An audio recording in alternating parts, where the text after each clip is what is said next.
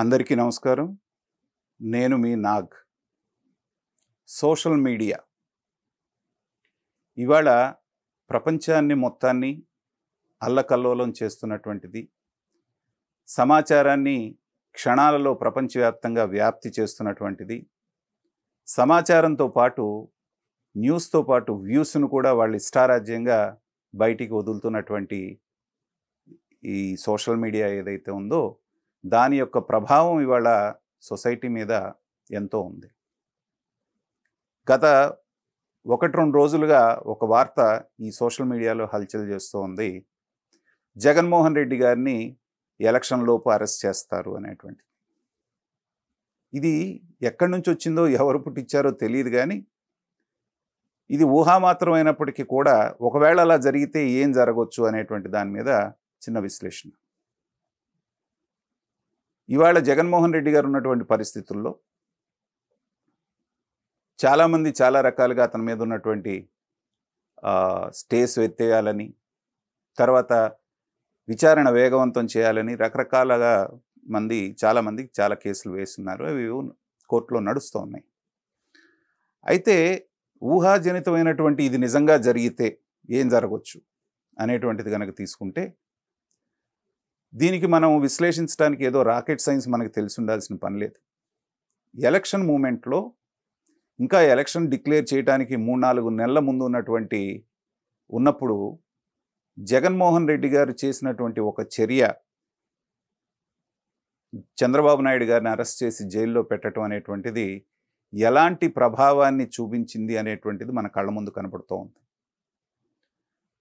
చంద్రబాబు నాయుడు గారి బలం ఏంటో తెలియకుండా వైఎస్ఆర్సీపీ చాలా బలంగా ఉంది, చంద్రబాబు నాయుడు అవుట్డేటెడ్ వాయిస్ అయిపోయిందని ప్రచారం జరుగుతున్నటువంటి టైంలో జగన్మోహన్ రెడ్డి గారు చేసినటువంటి ఒకే ఒక్క పని చంద్రబాబు నాయుడు గారిని అరెస్ట్ చేయించడం అనేటువంటిది చంద్రబాబు నాయుడు గారికి ప్రపంచవ్యాప్తంగా ఉన్నటువంటి బలాన్ని ప్రపంచవ్యాప్తంగా ఉన్నటువంటి అందరికీ తెలియజేసింది. అది మనందరికీ తెలుసు. గచ్చిబౌలిలో జరిగినటువంటి గ్రాటిట్యూడ్ కాన్సర్ట్ కానివ్వండి, దాదాపు 60-70 దేశాల్లో జరిగినటువంటి నిరసన కార్యక్రమాలు కానివ్వండి, ప్రపంచవ్యాప్తంగా వెల్లువెత్తినటువంటి సానుభూతి కనుక తీసుకుంటే చంద్రబాబు నాయుడు గారికి అది చాలా ప్లస్ పాయింట్ అయింది. అలాగే మీమాంసలో ఉన్నటువంటి పవన్ కళ్యాణ్ బీజేపీ వచ్చిన తర్వాత వెళ్ళి పొత్తు పెట్టుకుందాం అనేటువంటి మీమాంసలో ఉన్నటువంటి పవన్ కళ్యాణ్ని చంద్రబాబు నాయుడు గారికి ఈ సంఘటన దగ్గర చేసింది. చంద్రబాబు నాయుడు గారిని అరెస్ట్ చేసినటువంటి వెంటనే జైలుకు వెళ్ళి పరామర్శించి బయటికి రాగానే పొత్తులు పెట్టుకుంటున్నాం అనేటువంటి ప్రకటన పవన్ కళ్యాణ్ గారు చేయటం జరిగింది. కాబట్టి ఏదైనా సరే ఎలక్షన్లు ముందు చేసేటువంటిది వాళ్ళు తప్పు చేశారా, ఒప్పు చేశారా, నిందితుల నేరస్తుల అనేటువంటిది పక్కన పెడితే అలాంటి చర్య న్యూట్రల్ ఓటర్స్లో కూడా కొంత సానుభూతి కలిగించేటువంటి అవకాశం ఉంది. అందులో జగన్మోహన్ రెడ్డి గారు అండ్ పార్టీ ఎవరైతే ఉన్నారో వాళ్ళ వ్యూహకర్తలు కానివ్వండి, అంది వచ్చే ఏ అవకాశాన్ని వాళ్ళు వదులుకోరు కూడా. ఎందుకంటే వాళ్ళు ఎప్పుడు కూడా అవకాశం కోసం ఎదురు చూస్తూ ఉంటారు. ఆ మాటకు వస్తే ఏ రాజకీయ పార్టీ అయినా కూడా వచ్చేటువంటి ఏ అవకాశాన్ని వదులుకోదు. కాబట్టి అలాంటి పరిస్థితే జరిగి పొరపాటున జగన్మోహన్ రెడ్డి గారిని అరెస్ట్ చేస్తే ఖచ్చితంగా బంగారు పళ్ళెంలో పెట్టి అధికారాన్ని మళ్ళీ అతనికి అప్పజెప్పినట్టే అవుతుంది. ఇవాళ తెలంగాణలో మనం చూస్తూ ఉన్నాం. కవిత గారిని అరెస్ట్ చేశారు కరెక్ట్గా ఎలక్షన్ ముందు. ఈ అరెస్ట్ ఎందుకు జరిగిందో మనందరికీ తెలుసు. గత ఎలక్షన్లోనే అరెస్ట్ చేస్తారు, అసెంబ్లీ ఎలక్షన్ ముందు అని అరెస్టు చేయకపోవటం మూలానే బీజేపీ ఓడిపోయింది అనేటువంటి ఒక మాట వచ్చింది. కాబట్టి ఆ నిందని చెరిపేసుకోవడానికి పార్లమెంట్ ఎలక్షన్స్ ముందు కవితని ఇక్కడ అరెస్ట్ చేయడం జరిగింది.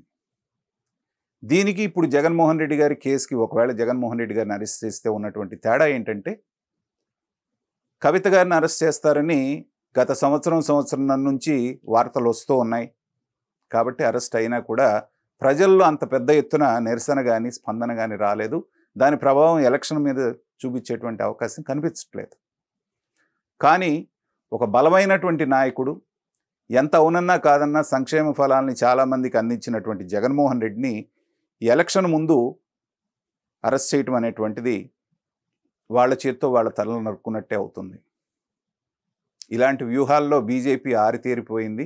భారతదేశ వ్యాప్తంగా అన్ని రాష్ట్రాలని ఎలా వాళ్ళ హస్తగతం చేసుకోవాలనేటువంటి దాంట్లో వాళ్ళ స్ట్రాటజీ వాళ్ళకు ఉంది కాబట్టి ఈ వచ్చే వార్తలన్నీ కూడా కేవలం గాలి వార్తలుగా, ఊహాగానాలుగా మనం అనుకోవచ్చు. ఒకవేళ ఏమాత్రం లేశమాత్రమైనా దాంట్లో నిజం ఉండి ఇలాంటి దుందుడుకు చర్య గనక కేంద్రం పాల్పడితే మాత్రం జగన్మోహన్ రెడ్డి గారిని తప్పనిసరిగా మళ్ళీ వీళ్ళే అధికారంలోకి తీసుకొచ్చినట్టు అవుతుంది.